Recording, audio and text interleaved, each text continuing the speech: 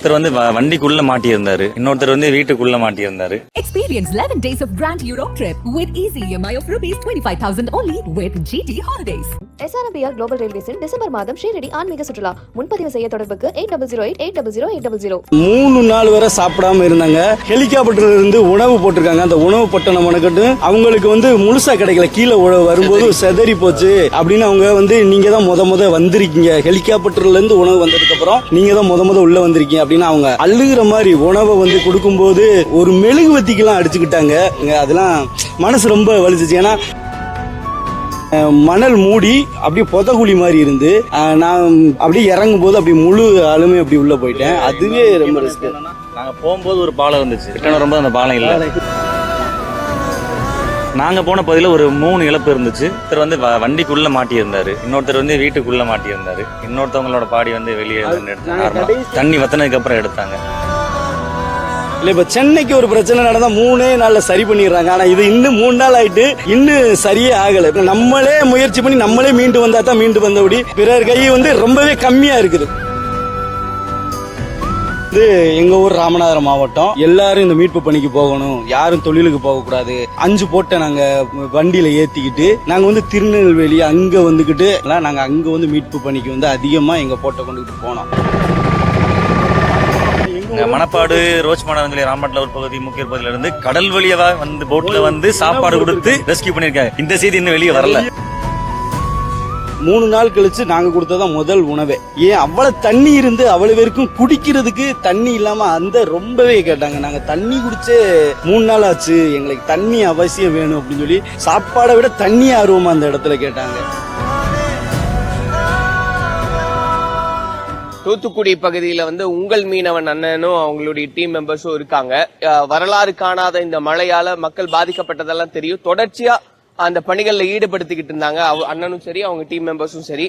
முதல் நாள்ல இருந்து நீங்க இங்க இருக்கீங்க இல்லையா, எவ்வளவு கடுமையா இருந்ததுன்னா? நாங்க வந்து எங்க ஊர் ராமநாதபுரம் மாவட்டம், மூக்கையரிஞ்சர ஒரு கிராமம்.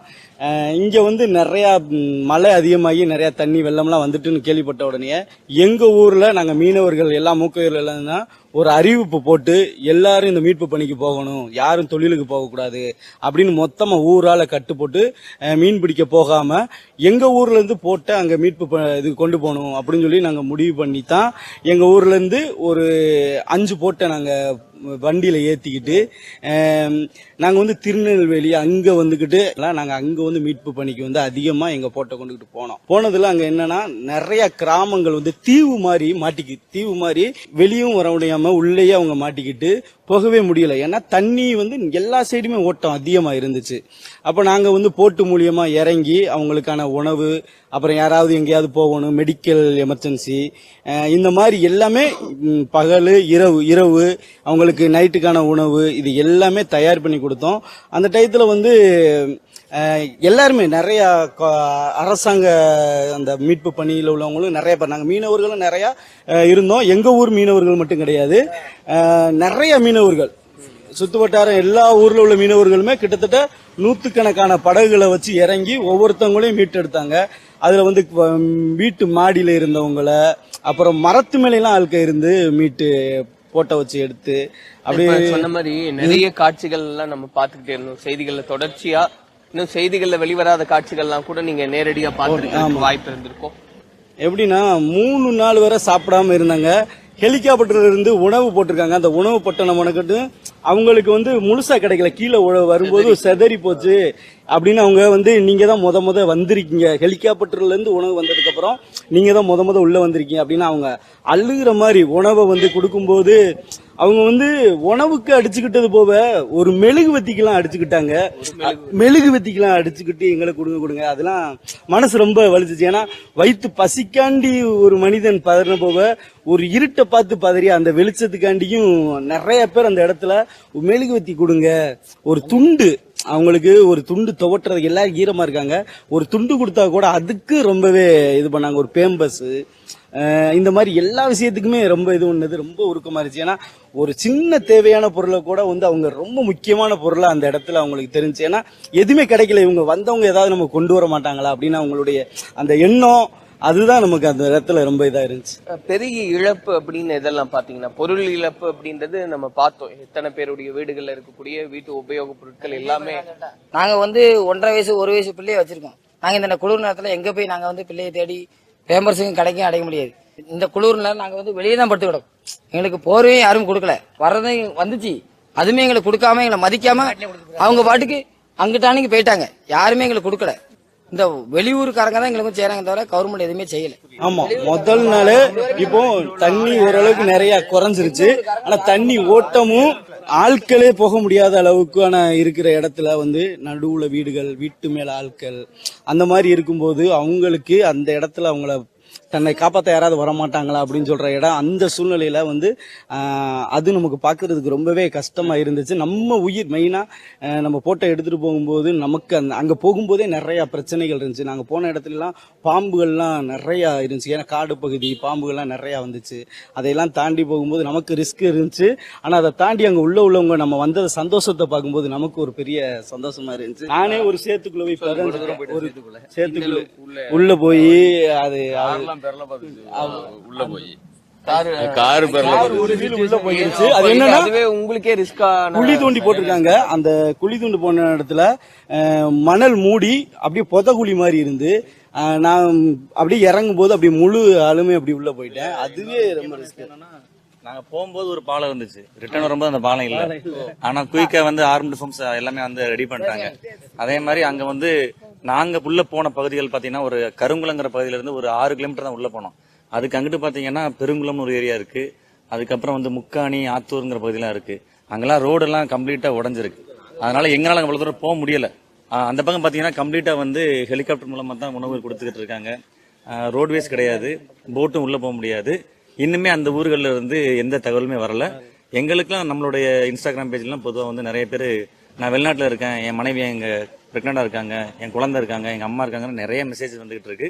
ஆனா அதுக்கெல்லாம் இன்னும் பதில் இல்லை. ஆனா இப்போ நாங்க 2 நாள் அங்க பணியில இருந்துட்டு நாங்க இப்ப வரும்போது இல்லைன்னு சொல்லாம ஒரு 50 மீனவர்கள் படகுகள் உள்ள போயிருக்கு. மேற்கொண்டு பாத்தீங்கன்னா ஒரு 200 ராணுவ வீரர்கள் உள்ள போயிருப்பாங்க. அப்புறம் நம்மளுடைய ஃபயர் அண்ட் ரெஸ்கியூ அந்த டிபார்ட்மெண்ட் வந்து ஒரு 200 பேர் போயிருப்பாங்க. ஆனா துரிதமான நடவடிக்கைகள் நடந்துகிட்டு இருக்கு. ஆனா அந்த பக்கத்துல இருந்து எந்த ஒரு இணைப்புமே நமக்கு இன்னும் வரல. இப்போதைக்கு எங்களுக்கு தெரிஞ்சது அதுதான். ஆனா எல்லாருமே வந்து சேஃபா இருக்காங்க. நாங்க போன பகுதியில ஒரு 3 இழப்பு இருந்துச்சு. நாங்க போன 2 நாளைக்கு முன்னாடி போனோம். நாங்க நேரடியா பார்த்தோம். நாங்க பார்த்தோம். நாங்க பார்த்தா 3 இழப்பு நடந்திருக்கு. அதுக்கு முன்னாடி நாங்க போன அன்னைக்கு இரவுல பாத்தீங்கன்னா நம்ம மீட்பு பணியில அந்த தமிழ்நாட்டு அரசு சேர்ந்த மீட்பு பணியில் ஈடுபட்டவங்க 3 பேரு காணாம போயிட்டாங்க. ஆனா வந்து காணாம போயிட்டாங்க. இவங்க நம்பிக்கையோட சொன்னாங்க அவங்க எங்கேயும் உயிரோட தான் இருப்பாங்க, நாளைக்கு வந்துடும் சொன்னாங்க. அதே மாதிரி இன்னைக்கு நாங்க வரும்போது கண்ணில் பார்த்துட்டோம். அவங்களுமே இறங்கி வேலை பாக்குறாங்க.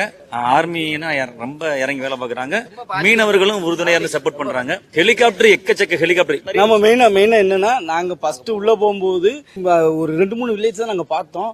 அப்புறம் மறுநாள் கழிச்சு பார்த்தோம்னா கிட்டத்தட்ட நிறைய வில்லேஜ் உள்ள இருந்தவங்களை எல்லாம் கொஞ்சம் கொஞ்சமா கண்டுபிடிச்சு உள்ள போனோம். அதுக்கப்புறம் நிறைய வில்லேஜ்கள்ல ஓரளவுக்கு உணவு கொடுத்தோம். இன்னைக்கெல்லாம் டோட்டலாவே என்ன ஆயிட்டா சுத்தமா தண்ணியெல்லாம் போயிருச்சு. ஆனா அதுக்கப்புறம் நாங்க மெயினா என்ன பண்ணோம்னா நம்ம தூத்துக்குடி மக்களுக்கு எல்லாம் நிறைய உதவி கிடைக்கலன்னு அதுக்கப்புறம் எங்கள்கிட்ட வந்து நம்மளுடைய சோசியல் மீடியாவில் வந்து நிறைய பேர் சொன்னாங்க நமக்கு தூத்துக்குடி மக்களுக்கு எல்லாம் எங்கேயுமே உதவி கிடைக்கல அப்படின்னு. ஆனா இனிமேல் எல்லாம் நிறைய பேர் உதவி செய்ய தயாரா இருக்காங்க. அடுத்து வந்து நிறைய உதவி பண்ணுவாங்க. இப்ப இந்த 3 இழப்பு அப்படின்னு சொன்னீங்க இல்லையா, அது வந்து இந்த மழையின் காரணமாகவே ஏற்பட்ட இழப்பு. ஆமா, அதெல்லாம் எவ்வளவு கடினமா இருந்தது. அதெல்லாம் பார்க்கும்போது ரொம்ப ரொம்ப கஷ்டம். வண்டிக்குள்ள மாட்டியிருந்தார் ஒருத்தர், வந்து வண்டிக்குள்ள மாட்டியிருந்தாரு. இன்னொருத்தர் வந்து வீட்டுக்குள்ள மாட்டியிருந்தாரு. இன்னொருத்தவங்களோட பாடி வந்து வெளியே எடுத்தாங்க. தண்ணி வத்தினதுக்கு அப்புறம் எடுத்தாங்க. நாங்க கடைசியா மீட்டது வந்து எப்படின்னா பெரிய போட்டும் போக முடியல, வண்டியும் போக முடியல. நாங்க சின்ன தர்மாக்கோல்ல ஒரு போட்டு ரெடி பண்ணி கொண்டு போயிருந்தோம். அது கிட்டத்தட்ட அதுல உள்ள 400 வீடு இருந்துச்சு. கடலுக்கு அது தண்ணிக்குள்ளேயே இருந்துச்சு. நாங்க அதுக்குள்ள போகும்போது கிட்டத்தட்ட ஆடு, கோழி, இந்த மாதிரி 100 ஆடுகளுக்கு மேல மிருகங்கள், கோழிலாம் உள்ள இறந்து கிடந்துச்சு. அதையுமே நாங்க வீடியோ எடுத்தோம். உள்ள இறந்து கிடந்துச்சு. அப்புறம் அங்க போனா அங்க உள்ளவங்களுக்குலாம் நாங்க போய் கொடுத்ததுதான் முதல் உணவே. அந்த இடத்துக்குள்ள போய் அவங்களுக்கு கொடுத்தது 3 நாள் கழிச்சு நாங்க கொடுத்ததுதான் முதல் உணவே. ஏன் அவ்வளவு தண்ணி இருந்து அவ்வளவு பேருக்கும் குடிக்கிறதுக்கு தண்ணி இல்லாம அந்த ரொம்பவே கேட்டாங்க. நாங்க தண்ணி குடிச்சே 3 நாள் ஆச்சு, எங்களுக்கு தண்ணி அவசியம் வேணும் அப்படின்னு சொல்லி சாப்பாடை விட தண்ணி ஆர்வமா அந்த இடத்துல கேட்டாங்க. குறிப்பா சொல்ல போனா அந்த ட்ரெயின் ஒண்ணு திருச்செந்தூர் ட்ரெயின் மாடத்துல அந்த 500 பேரையுமே நான் பத்திரமா மீட்டு எடுத்துட்டாங்க. நீங்க போனீங்களா? நாங்க அந்த ஸ்பாட்ல தான் இருந்தோம். பக்கத்துல இருந்த 1 கிலோமீட்டர் தான். நான் எல்லாருமே பத்திரமா அந்த லோக்கல்ல உள்ள மக்களே வந்து சாப்பாடு கொடுத்து பொதுவா சமைச்சு அவங்களுக்கு கொடுத்து ரெக்கவரி பண்ணிட்டாங்க. அந்த ட்ரெயினை பத்திரமா மீட்டு எடுத்துட்டாங்க. ஆனா இப்ப பொதுவா சென்னையில நம்ம பேசும்போது புயல் வந்தாலும் சரி, பெருமழை வந்தாலும் சரி, உடனே எல்லாருடைய கவனம் அங்க திரும்புது, உடனேவே எல்லா ஏற்பாடும் நடக்குது. இப்ப இந்த மாதிரி தென் மாவட்டங்கள்ல இப்படியான ஒரு சூழல் நடக்கும்போது எந்த அளவுக்கு ஒரு வித்தியாசம் இருக்கிறதா பாக்குறீங்களா? ரொம்பவே பாக்குறோம். ஏன்னா எனக்கு தெரிஞ்சு சென்னைன்னு சொன்னாலே சென்னையில ஒரு பிரச்சனை நடக்குன்னா நம்ம எல்லா முக்கியமானவங்களும் அதை பத்தி பேசுறாங்க. சென்னையில இப்படி நடக்கு அப்படி நடக்கு அப்படின்னு. ஆனா எனக்கு தெரிஞ்சு சென்னையை விட எனக்கு தெரிஞ்சு ஒரு 3 மடங்கு 4 மடங்கு இங்க பெரிய லெவல்ல இப்ப சென்னையில நடந்ததை விட மிகப்பெரிய லெவல்ல நடந்தது. ஆனா இதை வந்து யாரு பேசியிருக்காங்கன்னா எனக்கு தெரிஞ்சு ஒரு நியூஸ் சேனல், ஒரு சில நியூஸ் சேனல் பேசியிருக்காங்க. மிஞ்சி போனா எங்களை மாதிரி மீனவர்கள் பேசியிருக்காங்க, அங்கங்க வாழ்றவங்க பேசியிருக்காங்க. அதை தாண்டி பெரிய லெவல்ல யாருமே பேசவே இல்லை. உதவும் கிடையாது, பேசவும் மட்டும் இல்ல. இப்போ சென்னையில வந்தோடனே ஒரு நடிகராவே எடுத்தாலும் நான் 10 லட்சம் கொடுத்தேன் 5 லட்சம் கொடுத்தேன் அப்படின்னு சொல்றாங்க. ஆனா இங்க யாருமே அந்த மாதிரி பண்ண மாதிரி தெரியல. முடிஞ்சவரை எல்லாருமே அங்கங்க அவங்கவுங்க கலெக்ட் பண்ணி ஒவ்வொருத்தவங்களோட ஒரு பணம் கலெக்ட் பண்ணி அவங்கவுங்க கொண்டு வந்த உணவு தான் ஒழிஞ்சு பெரிய லெவல்ல பண்ணல. அதுக்கப்புறம் அரசாங்கம் பண்ணுதுன்னா அதை தாண்டி மற்றபடி இவ்வளவு பெரிய இழப்புக்கு வந்துகிட்டு யாருமே ஒண்ணும் பண்ணல. அது ஏன்னு சொல்லி தெரியல. எல்லாருக்கும் பிரச்சனைனால நாங்க இருக்கோம், ஆனா எங்களுக்கு பிரச்சனைனா யாருமே வரமாட்டாங்க. அதுதான் இந்த இடத்துல ரொம்பவே கஷ்டமா இருக்கிறது காரணம்.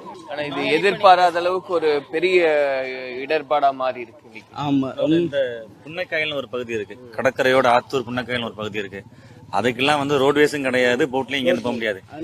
மணப்பாடு, ரோச்மாடா, ராமநாட்டில் ஒரு பகுதி, முக்கிய பகுதியில இருந்து கடல் வழியா வந்து போட்ல வந்து சாப்பாடு கொடுத்து ரெஸ்கியூ பண்ணிருக்காங்க. இந்த செய்தி இன்னும் வெளியே வரல. அந்த ஊர்ல சமையல் ஊரால் ஆக்கி போட்டு மூலியமா இந்த புன்னக்காயில் சொல்ற ஊர்களுக்கு எல்லாம் போய் கொடுத்துருக்காங்க. ஏன்னா அங்க எல்லாம் போகவே முடியல யாருனாலும், கடல் வழியா மட்டும் தான் அவங்களை ரீச் பண்ண முடியும்.